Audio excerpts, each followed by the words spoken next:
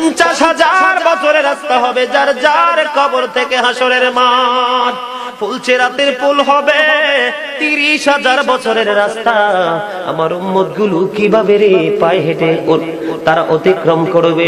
বন্ধু নবী এমনি এমনি কাঁদেনি রে, নবী জানিয়ে দিয়েছে কাল কিয়ামতের ময়দানে উম্মত গুলো খালি পায়ে থাকবে, মাটি তো তামা থাকবে। ও বন্ধু, তাদের শরীরে কোনো পোশাক থাকবে না, উলঙ্গ অবস্থায় থাকবে।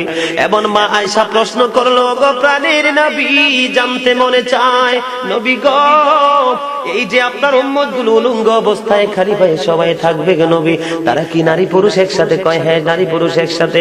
তারা কি কেউ কারো দিকে নজর দিবে না? এবার আমার নবী বলেছে, আয়েশা রে, কেমন করে নজর দেবে রে আয়েশা? বন্যার পানি যেমনি প্রবল বেগে বৃদ্ধি পেয়ে পৃথিবীর মানুষগুলোকে গ্রাস করে ফেলে, কাল কিয়ামতের দিন এই জাহান্নামের আগুন মানুষের দিকে বন্যার মতো প্রবল বেগে ছুটে এসে মানুষকে ঘিরে ফেলবে। এত ভয়ঙ্কর হবে রে আয়েশা আখেরা, এত ভয়ঙ্কর হবে আসরের দিন, এত ভয়ঙ্কর হবে সেই দিন। আর সেদিন এত বিপজ্জনক হবে, একটা পুরুষ আর একটা নারীর দিকে তাকাইবার মতো সুযোগ থাকবে না। কেন ঘরে বসে আছো? এই মাহফিল তো প্রতিদিন হবে না। গত বছরে মাহফিল হয়েছে, এই বছর অনেক মানুষ মরে গেছে, ঠিক কিনা বলেন?